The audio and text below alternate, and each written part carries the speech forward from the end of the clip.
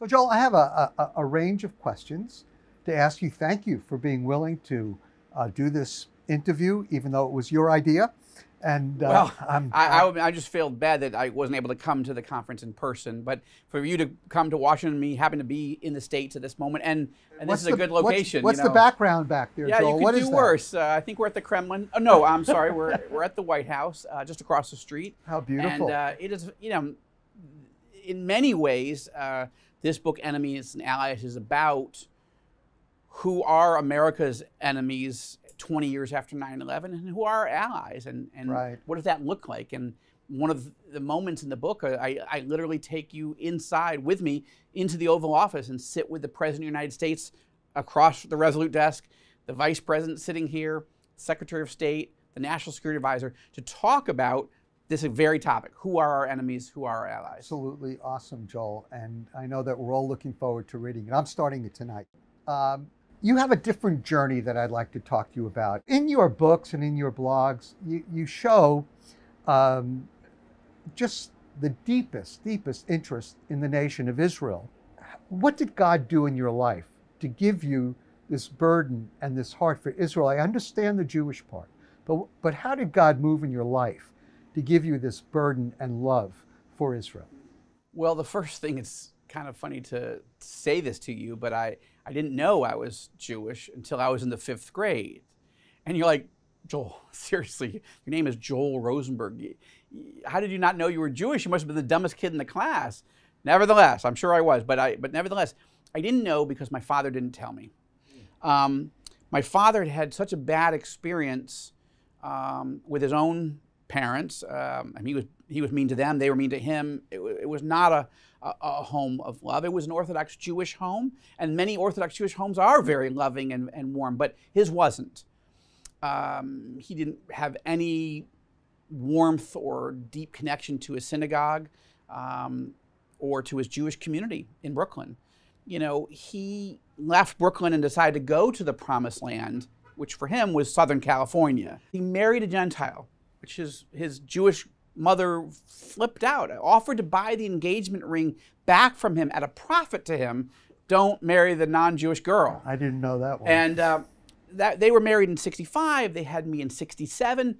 My mom came to faith in Jesus first in 1973. 6 months later, after really carefully studying the gospel according to Luke, my father came to faith in Jesus. And of course, he thought he was the first Jew since the Apostle Paul who believed this. But because he didn't have warm, nostalgic memories of his Jewish upbringing, he didn't want to talk about it. So he didn't tell me. Now, what happened? When I was in 5th grade, my father was asked by some elders in the little Bible church that we were attending, now that we were believers, hey, Len, you're Jewish, right? He's like, why do you ask? He said, because we have a 6th grade Sunday school class that needs a teacher, and it's all Old Testament stories. And we thought you'd be great for it. So we thought, well, I probably know the Old Testament better than the kids. Sure. So my dad starts teaching 6th grade Sunday school. Now what happens? There's a little girl in the class who started asking him all the time, hey, Mr. Rosenberg, that's Jewish, right? You're from a Jewish background. Well, yeah, I guess so. Did you celebrate, Rosh Hashanah? Did you celebrate Yom Kippur? She knew a lot about this in 6th grade.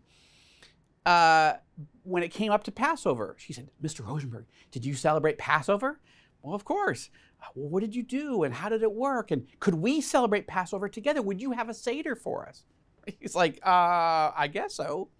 So he comes home from church that Sunday and he tells me and my sister and my mom, hey, listen, I'm going to have a Passover Seder next week in my class. I'd love it if you guys attended. So I'm like, a what? A Passover Seder, he says. I said, what's Passover? He said, what do you mean, what's Passover? You don't know what Passover is? I said, no, that's why I'm asking. So he tells me the story briefly. I said, what's a Seder? He's like, well, you don't know what a Seder is? I said, no, I don't know. So he tells me what a Seder is. I said, how would you know how to do that? He says, because I'm Jewish.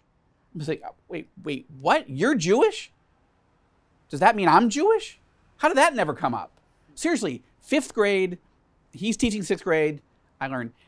And that's how I discovered I was Jewish. But over time, became fascinated, and particularly fascinated with being Jewish and being a believer in Jesus in a world that there wasn't that many of us, Right. and thinking, to whom much has been given, much is required. What's my responsibility as a Joel Rosenberg who believes in Jesus? And then how did God direct your heart to love Israel? There are a lot of people that are listening to you right now who have perhaps a good biblical understanding of Israel, but maybe they love Israel, maybe they're curious about Israel, but how did God grab hold of your heart and give you a love for the land of Israel and the people of Israel? It's a great question, Mitch, and it's great in part because my parents weren't promoting it. They didn't have any particular, they didn't have any hostility towards Israel, but we weren't a family that was like, ooh, let's all go to Israel. My dad wasn't talking about this much, a little bit more post the Seder than before, but it just wasn't a thing. We were going to a church that loved Jesus, but wasn't promoting Israel, wasn't thinking, oh, that's an incredibly important, biblically prophetic, significant development.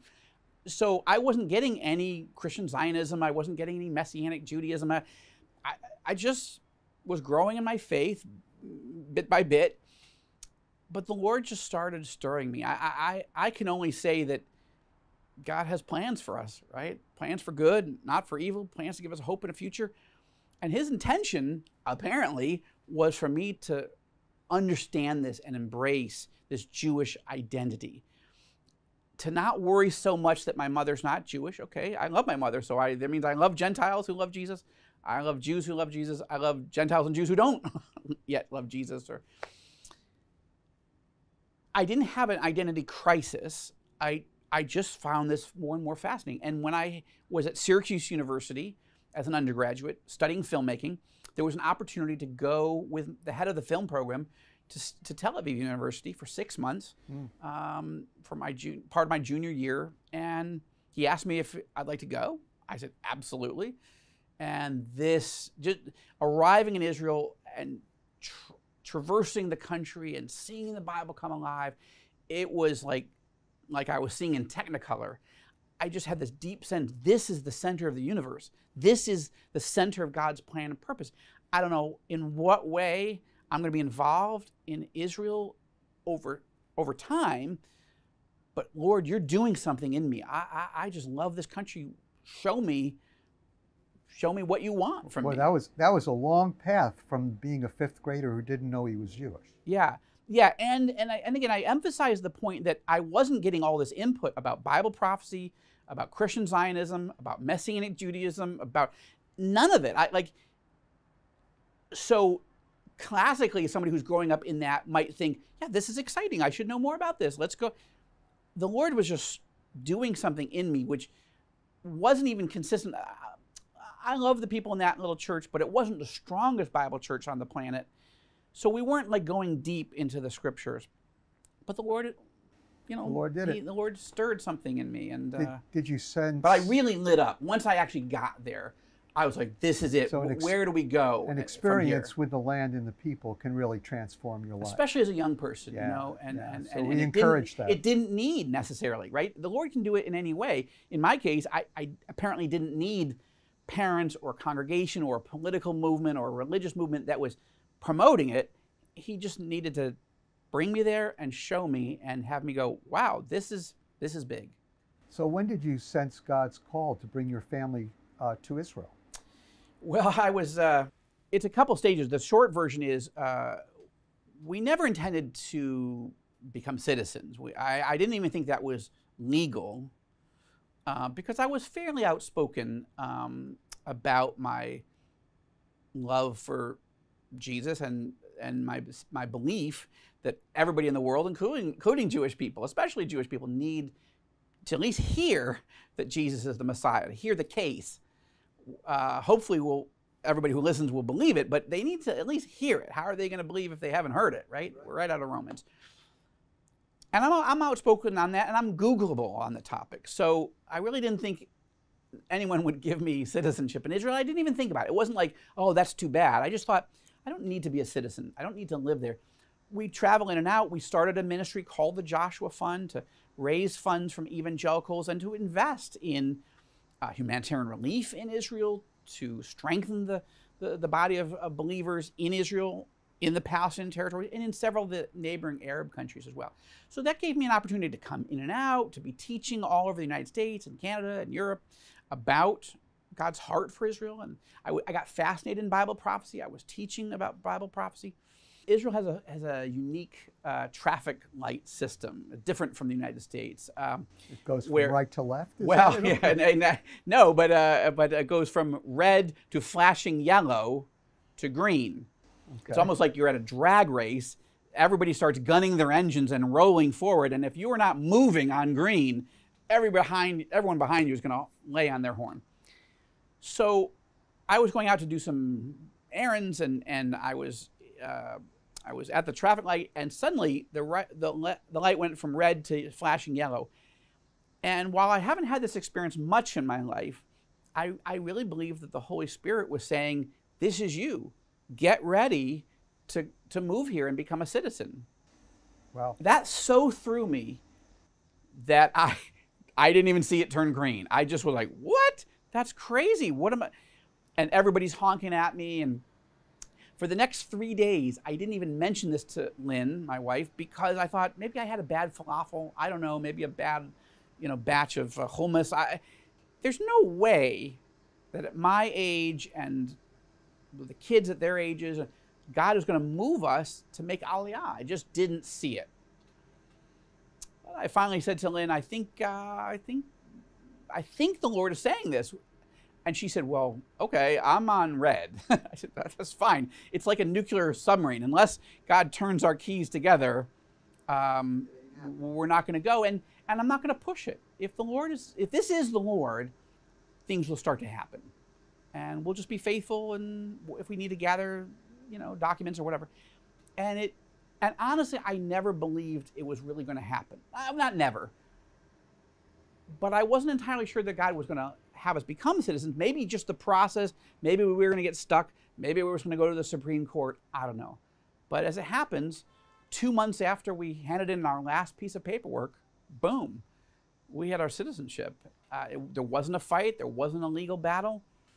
And honestly, the challenge is once the door opened, once we moved, it was very, very hard. I think it's hard for any Jew coming to Israel, but if you come from a country where you're experiencing anti-Semitism, you're coming from Ukraine, you're coming from Yemen, I don't know, from Persia, I don't know, you're like, look, it's bad, it's difficult here in Israel, but thank God I'm not in Ukraine or in wherever.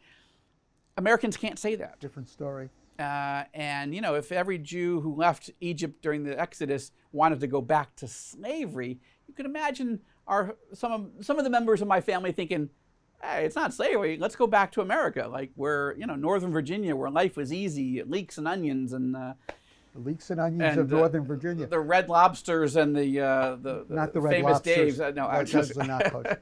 So Joel, it's not just that you have a love for Israel and for the Jewish people, but also you've in a very unique and inspirational way to a lot of us, you've developed a great love and interest in others in the Middle East, both within Israel and the Middle East. And I know that through the Joshua Fund, you've had a lot of activities where you've tried to do authentic reconciliation, where you've tried to bring people together. You've been a peacemaker, Joel, and I wish you a hearty mazel tov. Congratulations on doing that. That's been a very, very meaningful and valuable ministry. So what did God do in your life to give you such a great love for Israel's neighbors? Several things. I think, first of all, it's a theological conviction. Jesus, as the Jewish Messiah, did command, love your neighbors. Okay, well, they're not neighbors. They're enemies, Lord. They're enemies. Syria, the Hezbollah, Hamas, whatever. Okay, well, love your neighbors, or love your enemies. Well, that pretty much covers everybody then. If you're either a neighbor or an enemy. So the question is, how do you do that? So theologically, Lynn and I believe that. But the Lord did several things.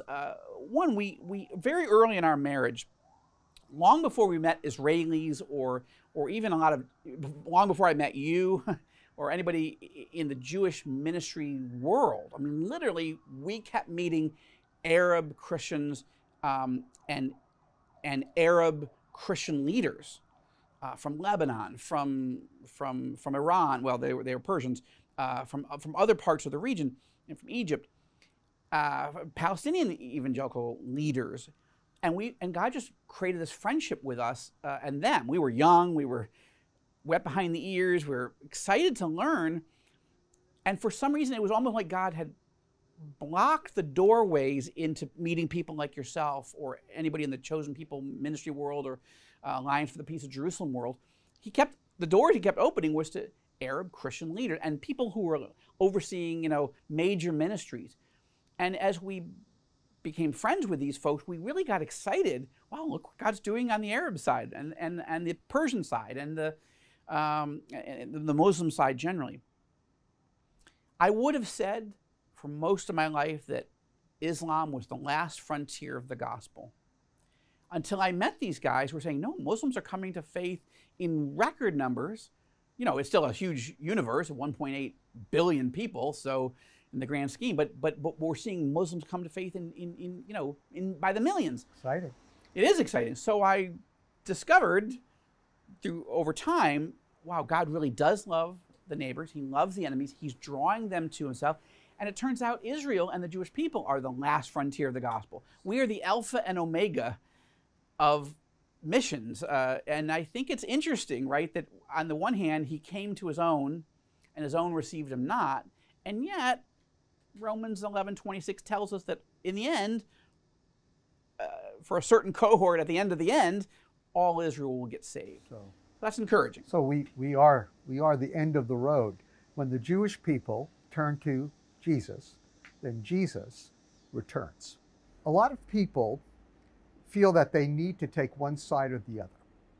So can you love Israel, believe that God brought the Jewish people back to the land? The land actually does belong to the Jewish people, and yet also love Palestinians.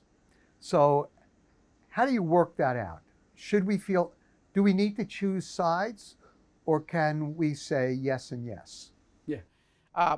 Well, the way we say it, my family and our ministry, the Joshua Fund, is that God is not an either or God. He doesn't love one side to the exclusion of the other. He is a both and God.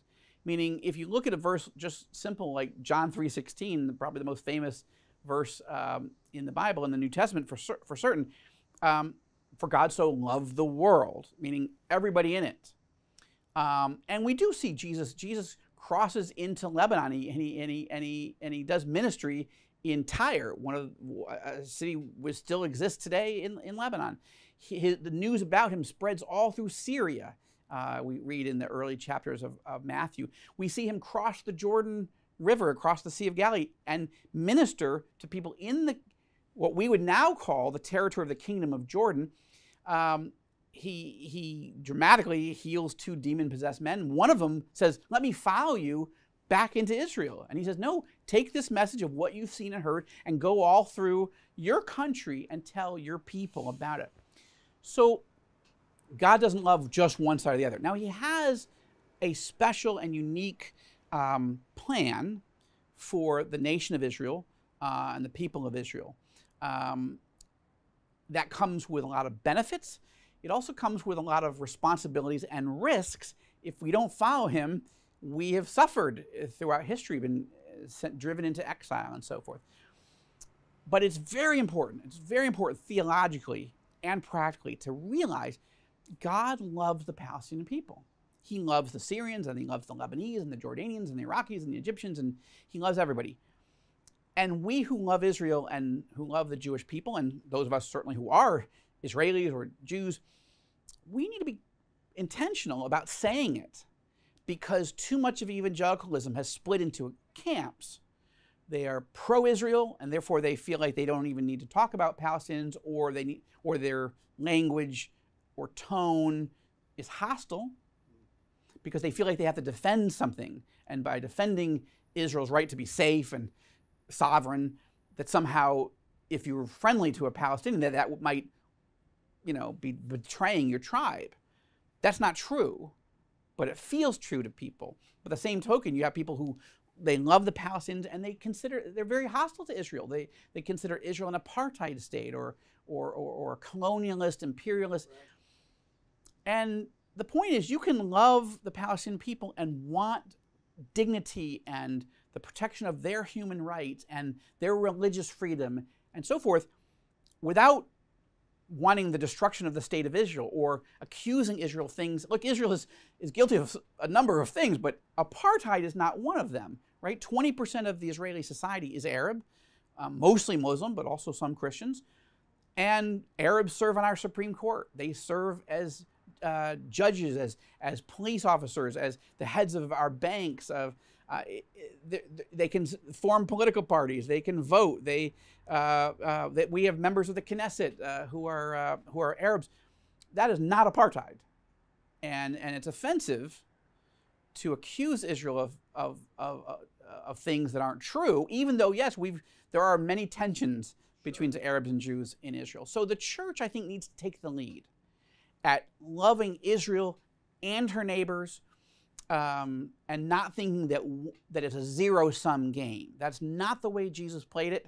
That's not what he teaches us. Now, some of these sentiments and biblical commitments have caused a number of us to band together, like you and I, and form a group called the Alliance for the Peace of Jerusalem. And so can you just tell us a little bit about the Alliance for the Peace of Jerusalem?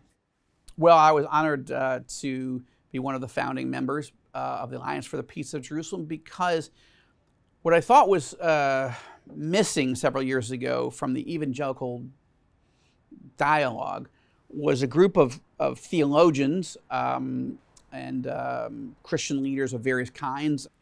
But what I thought we needed, and agreed with your view when you laid that out for me, was a group of leaders who were willing to say, yes, the Bible says these things about Israel and the Jewish people. We do not have to distance ourselves from biblical truth in these areas regarding Israel and the Jews. But that doesn't mean that we're hostile to Palestinians. And too many, not every, but too many evangelical leaders, unfortunately, have let themselves slip into an either-or language, and where I'm very, very pro this, so I am hostile to this, or I sound dismissive. That is not the full gospel. That is not the Bible. It's not love your enemy, and it's not love your neighbor. Right. So whether you consider a Palestinian a neighbor or an enemy, we're still supposed to love them. So how? Well, first, it's our language, it's our tone, it's our recognition that they exist. People. I hear people who love Israel all the time tell me there are no Palestinians. All right, how are you going to go explain to 4 or 5 million people that they don't exist? It's a non-starter. Right. Number one. Number two, God loves them. Why don't we should? The Palestinian people are among the most badly treated and poorly led people groups on the entire planet. Yes, some of them and their leaders have made bad choices, but haven't we all? The question becomes, do we really want them to live in squalid refugee camps? Do we want them, or do we want them to have peace, and we want them to have prosperity, and we want them to have access to all kinds of freedoms, including religious freedom, including the ability to hear the message of Jesus and say, I'm for that or against it? I want that for them. I want and as an Israeli, I want it. It doesn't mean I'm willing to compromise on Israeli security. One of the things I've tried to do as being part of the Alliance for the Peace of Jerusalem is say, first, what's biblically true? And that's what you're referring to is, we went through and we said, these statements, we affirm these theological statements because they're biblically true, and we show the verses where we draw that from. And then these things, no, these are things that have been said about Israel or about the Palestinians or whatever. We deny this. This is not biblical truth. So that's one thing we can do. But the other question is, how do you talk about the topic of Arab-Israeli peace, of Israeli-Palestinian tension, of all these issues, the theology of the land. These are very controversial topics, but how do we talk about them with biblical truth, but speaking the truth in love? How do we talk about these issues in a way that if a Palestinian Christian or Palestinian Muslim was sitting with us, they might not agree with us. They may vehemently disagree with us, but are we pouring gasoline on that fire, or are we saying, look, let's have a conversation about what the Bible teaches? And the Bible teaches that you are worthy, and that God loves you, and He cares for you, and He wants a future for you. How do we navigate this together? And I think it's not just substance, it's tone. That's a big part of what the Alliance for Peace of Jerusalem is talking about. As other pastors and ministry leaders who don't spend this much time on these issues are looking for resources and allies and points of view that say, I'm curious how other people talk about this in a way that's balanced and loving. Right. That's a big part of what we're trying to do. And the Alliance for the Peace of Jerusalem website has videos. It's got the statement that you can sign, and I encourage everybody to go to that. Yes. Because it's very, very valuable. We're at a conference where we are honoring the heroes and the fallen and the survivors of 9/11. It's a very emotionally volatile situation. And of course, now in light of what's going on in Afghanistan, it just intensifies everything to quite a degree. But we want to take a look at life always through a biblical lens, and we want to see the situation in the Middle East, even today, through a biblical lens. You had quite a first book, Joel. It really propelled you into the national discussion on Arab, Palestinian, and Israel relationships, and relationships with the U.S., obviously. Tell us about The Last Jihad and why you wrote what you wrote, and how some of this actually came to pass. People ask each other all the time, where were you on 9/11? Yeah. On 9/11, I was in the home where my wife and I were renting with our boys, 15 minutes away from Washington Dulles Airport. I was finishing the final chapters of my first ever novel. I didn't have a contract for it. I just was writing it on speculation, just hoping to, I'd always wanted to do this since I was a young kid. I was taking a shot, but what was interesting about that novel, The Last Jihad, was the first page puts you inside the cockpit of a jet plane that's been hijacked by radical Islamist terrorists, and it's coming in on a kamikaze attack mission into an American city. And the story leads from that opening set of chapters to my fictional American president moving U.S. forces to remove Saddam Hussein from power because of his connection, his previous ownership and use of weapons of mass destruction, and his financial and political and military support for terrorist organizations. That's the narrative arc of The Last Jihad. Kamikaze attack to a war in Iraq. And I was finishing that prophetic, book. Joe. Well, as it turns out, now there was a number of differences in my version to what really happened, but on the morning of September 11th, I did not have TV on. I didn't have radio on. I was jeans and a t-shirt, cup of coffee, finishing the final chapters of that manuscript when my wife burst into the house, said, "Do you know what's happening? Turn on television. Did you hear what's happening?" I'm like, "No." And I raced downstairs and we turned on the television and we saw the second plane go into the second tower in Manhattan. And then, of course, everything that unfolded, the attack on the Pentagon and the downing of the plane over Shanksville, into Shanksville, Pennsylvania, and all the rest. That's how I got started in my career. As it happened, the book came out a year later, 5.5 months as it happened, before a war in Iraq. The president of the United States, then George W. Bush, was trying to make a decision whether he was going to go to war to remove Saddam Hussein from power. But when my novel released in November of 2002, I mean, nobody had ever heard of me. I'd never written a book before. I wasn't a household name. But I ended up doing 160 radio and TV shows in about a 60-day period. And everybody kept asking, how could you have written a novel that seems so eerily prescient, and you wrote it all before it happened? And of course, the big national debate was, should we or shouldn't we go into Iraq? Joel, one of the reasons I love what you write is because, number one, I always need a good spy thriller because I used to fly a lot. We'll see what happens in the future. But your views on things are rooted and grounded in your own personal study of Scripture, of the prophets, of today and of tomorrow, of the end times in particular, of the role Israel plays. And so it seems to me that that kind of erupts in how you write and what you write about. And then it's uncanny because if you remember back in September of 2001, there wasn't a lot of focus on the part of evangelicals or Americans on the Middle East, hostile or otherwise. I think it was just so distanced, so exotic, such a gulf, something so strange to us that we just weren't even paying attention to it.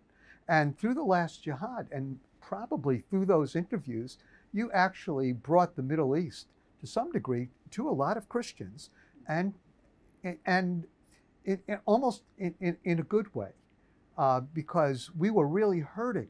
And if there was anything we felt as believers, I was in New York, you know, if there's anything we felt, which we knew we shouldn't, but because we know that Jesus wants us to love everybody, he died for the whole world, but there was there was such outrage in our hearts, in our souls, because of what this group that we didn't understand did to us. We didn't understand that there were various factions, that there were anti-Western Muslim extremists that were willing to do violence, and then there were average people in anywhere from Afghanistan to Iraq or Iran or Saudi Arabia. We lumped everybody together because we just didn't know. And through your books, sometimes in the most entertaining way, and in your nonfiction books, you've helped evangelicals better understand the Arab world. And because of that, we're not as angry at everybody. And we're able to delineate between the different elements in the Arab world. And that's really helped us share the gospel. And during this conference, we're hearing from all sorts of Arabs and former Muslims who have come to love Jesus and actually love Israel, and which is spectacular. And you've added to that. And so, if I may, I'd love to hear a little bit more about the backstory. How did you do your research for enemies and allies? Any good stories, Joel, about maybe some Arab leaders? You know, what are some of these leaders like? What should we know? How can we pray for them? Yeah, well, those are good questions, and I appreciate it very much, Mitch. One of the things I've tried to do from the first novel and right up through to the current books, and of course the nonfiction books as well, is provide different perspectives. Like in the novels, there are characters who are Muslims and they're evil. They're hell bent on killing, robbing, destroying, but not every Muslim character is, because that's not true of the vast majority of Muslims. And so it's important to have Muslim characters who are heroes. I did a whole series where an Iranian Shia Muslim, nominal, but still from a Muslim background, a Muslim family, he's the hero of the book. I had a Christian publisher allowing me to make David Shirazi the main character of my books. That's almost never happens in Christian publishing. The point is that a novel, a work of fiction, is operating at a different level in your brain, in your heart, in your mind, in your soul.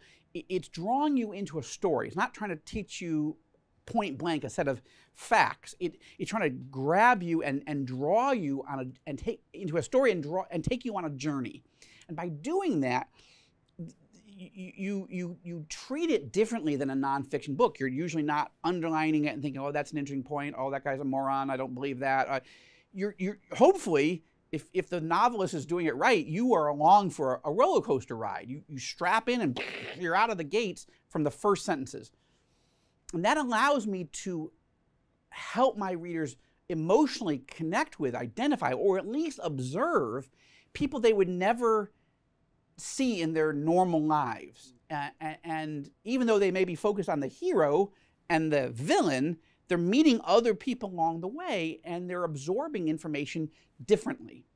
I think that's one of the exciting elements of being a novelist. Now, one of my challenges is how do I portray moderate Muslims? I don't agree with Islam. I'm an evangelical Christian, so I don't theologically agree with Islam. But if I had to choose between a moderate Muslim and a radical Islamist or an apocalyptic Islamist, I'm going to take the moderate, obviously, right?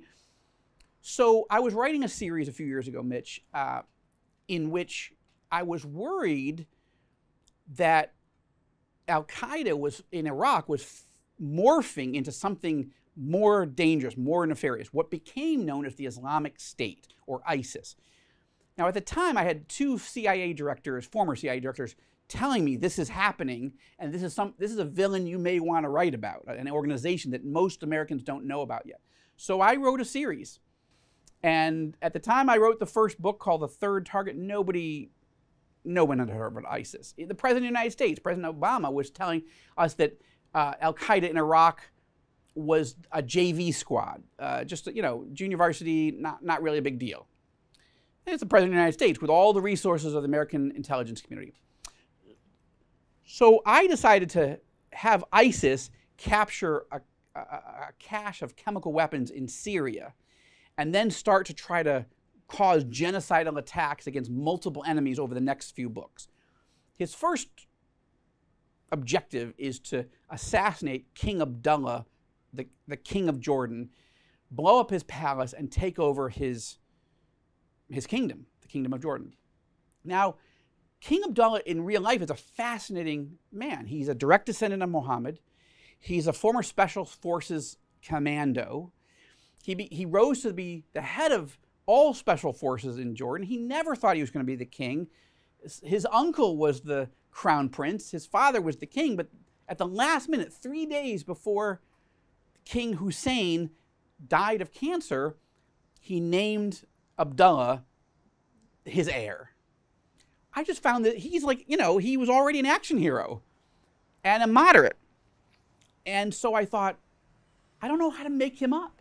So I'm going to make him a character. I'm going to make him the king that ISIS is trying to kill. Now, Mitch, this is not the brightest move in the world when you're an Israeli, Jewish, evangelical who lives right across the river to write a series of books about people trying to assassinate your next door neighbor. Like, is that loving your neighbor? Okay. What happened? What happened is the king read it. One of his advisors stumbled upon it in an airport, read it, brought it to the king and said, Your Majesty, you have to read this.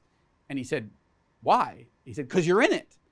What do you mean? It's a novel. What do you mean I'm in it? I know, but you're a character in the book. You're a central character. Well, as it happens, he took a few days and the king read The Third Target. Well, actually, he read the next one. Sorry, he read The First Hostage. He hadn't read, it was the second in the series. He didn't read the first one.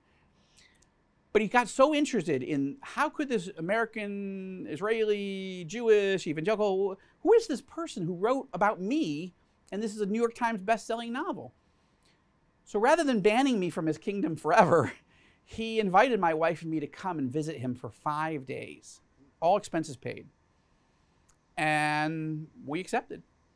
And the first day we got there, he sent a car and brought us to the palace. The palace that he governs from. And he said, Joel, it's nice to meet you. I was trying to think where would be fun to meet you for the first time. And I thought, well, you did blow up my palace. This is the palace. I thought you ought to see the actual palace that you fictionally blew up. I said, well, it is lovely, sir. Your Majesty, I didn't mean any harm. I wanted to show people a worst case scenario. And he said, well, yeah, if I thought you meant harm, I wouldn't have invited you. Then he said, I see that you made me a character, but my staff, my advisors, these are all fictional names, but I can see who's who. So I've bought copies of your book, and I give them to my staff, and I say, here, this is you on page 34. You don't make it through the terrorist attack. You might want to read that.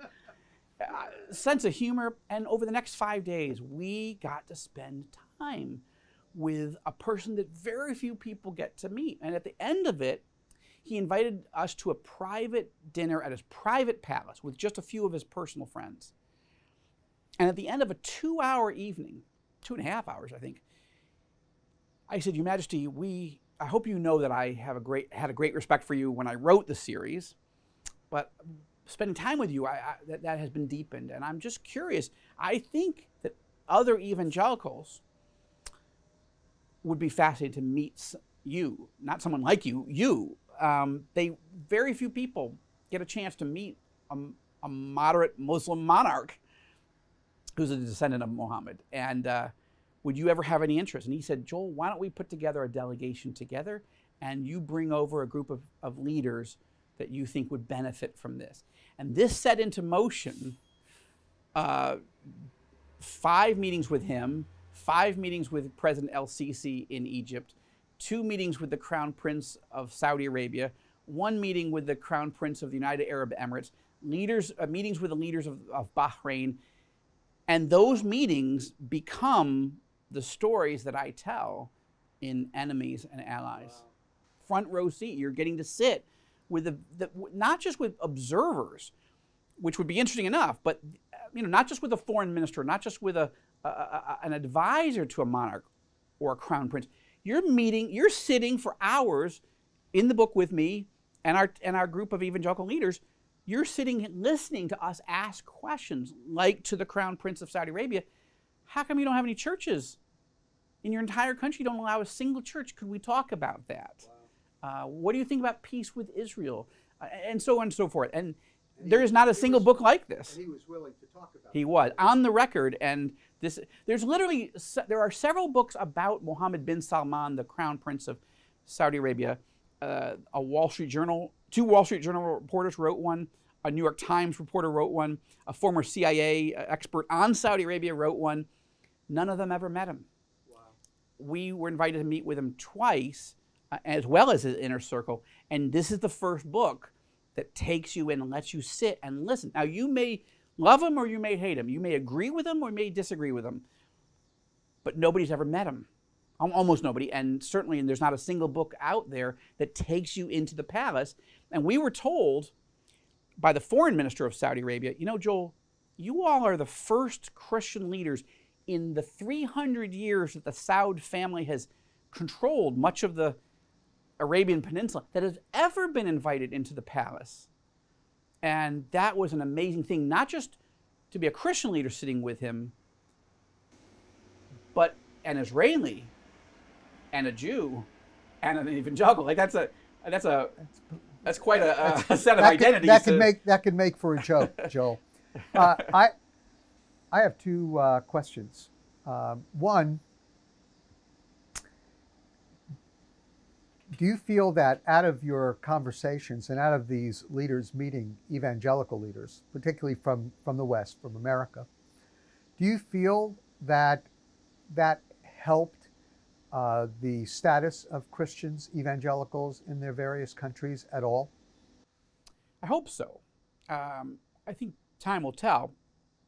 In every country except Saudi Arabia, we made it a point to sit down with local pastors and Christian leaders. In Egypt, for example, we met with dozens of the top evangelical Protestant Egyptian Christian leaders, as well as with the Coptic Orthodox Pope Tawadros, and his senior team. We spent hours with them listening, just asking them questions, but listening.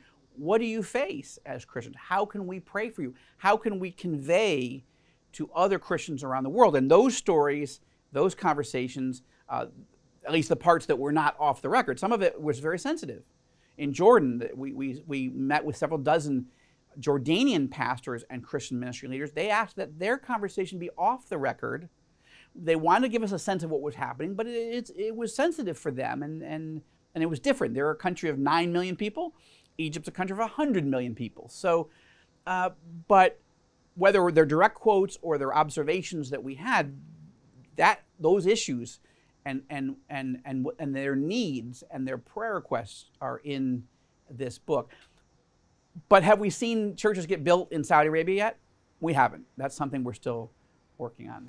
But I'm sure it's got to be helpful, because they probably never met evangelicals before. They never met real believers, and maybe they didn't spend a lot of time with some of the believers in their own country. That would have put them in an awkward position with the Islamic clerics in their countries, I'm sure. Yeah, in Saudi Arabia, it's the most sensitive. But we said to the Crown Prince Mohammed bin Salman, we said, and he's the heir to the throne. If he, if he were to become the monarch in the next several years, he's only 36, 37 years old. He could reign for half a century. When we began, I said, I noticed, Your Royal Highness, that earlier this year, and this was 2018, but earlier this year, you flew to Cairo and you sat with Pope Tawadros, the Coptic Orthodox Pope, in St. Mark's Church, under a painting of Jesus. I don't remember any Saudi leader in history going into a church, much less having an open conversation with the leader of the largest Christian population in the entire Arab world. He goes, well, that's because it's never happened. We're the first, and this is the new direction of Saudi Arabia, to be open to other religions and to be building friendships. I said, then we noticed that you went to England, went to London, and you met with the Archbishop of Canterbury, Justin Welby, the head of the Anglicans, standing there in a robe, his big metal cross. You're standing there. We don't remember you ever doing, or any Saudi leader doing that. No, this is new. I said, and now we understand we're the first Christian leaders in 300 years to be invited here to the palace. But I'm curious. We are all curious. We're guessing that the term evangelical is not a term used much here in the Kingdom of Saudi Arabia. Is that a fair assessment? And he laughed and he said, yeah, that's probably fair. I said, well, we have with us an ordained pastor on the delegation. Could he just take a moment and explain, what is an evangelical Christian?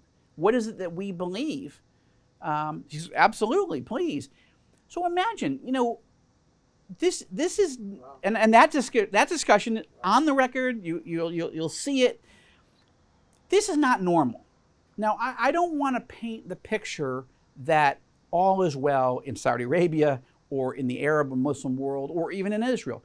But there are major changes that are going on. These are sweeping, tectonic changes of attitude, of reforms at government levels and on the street. And most American evangelicals are not so aware of these sweeping, game-changing moments, because we have understandably been so consumed with the health crisis of COVID, the economic crisis induced by COVID, churches being closed, the government, the debate over what control government has over our lives, race riots, there's been so many issues, and of course an incredibly divisive political campaign. A lot of what's happening is being missed, and I think the 20th anniversary of 9/11 is sort of the obvious moment to kind of look back up and say, well, what is going on over there? Yeah, and that will lead us to praying for the peace of Jerusalem and for the peace, God's peace, to spread throughout the region. So Joel, you had a very fascinating experience in meeting the president of Egypt, didn't you? I did, and it became the first of a number of meetings. But it was here in Washington. In April of 2017, President Trump had just taken office a few months before, and he invited the new Egyptian president, Abdel Fattah el-Sisi. One of the meetings he had was with 60 Middle East experts, and I got invited. Expert, people can debate that, but anyway, I got invited. Well, when the whole meeting was over and we'd gone through all our questions with President of Egypt, he stood up, his entourage stood up, we all stood up. We just assumed he was going to leave, but he didn't. He just started chatting with the people at the head table. So nobody was going up to talk to Sisi. So I thought, well, listen, I want to meet the president of Egypt. Unless the Secret Service tackles me, I'm going to go up there. So I go up there. Nobody stops me. Next thing I know, I'm reaching out my hand and I'm introducing myself to President El-Sisi. I say I'm a U.S.-Israeli dual citizen. I'm Jewish. I'm an evangelical. And I just want to thank you, Mr. President, for rescuing 100 million Egyptians from the reign of terror of the Muslim Brotherhood. He said, well, you're welcome. I mean, it's just, I said, I want to thank you because I see that you're meeting with Jewish leaders and Catholic leaders. You've got Pope Francis coming and other religious leaders. I don't remember any Egyptian leader doing this. He goes, well, this is the new Egypt. We're leading in a new direction. I said, well, it's encouraging. He said, well, thank you. I said, now I haven't noticed that you've met with any evangelicals, but maybe that was off the record. Maybe it just didn't get reported. He said, no, I don't think I have. I said, well, I'd encourage you to do that. There are about 60 million evangelical Christians in the United States, 600 million worldwide. We're a very influential group. And I was just with King Abdullah recently, and he's inviting a delegation of us over to meet with him. And so it's something to think about. And he said, would you like to bring a delegation? Now, he has no idea who I am.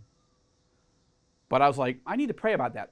Yes. No, I was like, wow, well, I'd be honored. And so we chatted about it for a moment. Then he turns to the three men next to him, his foreign minister, his chief of staff, and the ambassador. He said, gentlemen, make it happen. A couple days later, I fly home to Israel. We have Passover at my next door neighbor's house. How fitting to have Passover after you with the president of Egypt. Well, exactly. And they were like, all my friends were like, what? That's crazy. How is that? I said, this is how crazy it is. Imagine a Jewish man standing before the leader of Egypt on the eve of Passover and saying, let my people come. That is not how the story goes. And yet, sure enough, that set into motion a relationship with President El-Sisi that I describe in Enemies and Allies, and that has opened up just a fascinating insight into the leadership of the world's largest Arab country and the world's largest Arab Christian community. Joel, thank you so much for joining our conference. I wish you could have been here in person. I would have liked that. But thank you for coming down to Washington. I love coming down to Washington, D.C., and look at that view. That's good to hear. I mean, it's a bit dusky now, but what a beautiful view. So thank you so much, Joel. God bless you and your family as you serve the Lord in Israel and around the globe. Thank you, Mitch, and thank you for everybody who's watching as they continue to pray for peace, the peace of Jerusalem, and for all of our neighbors and all of our enemies. Absolutely.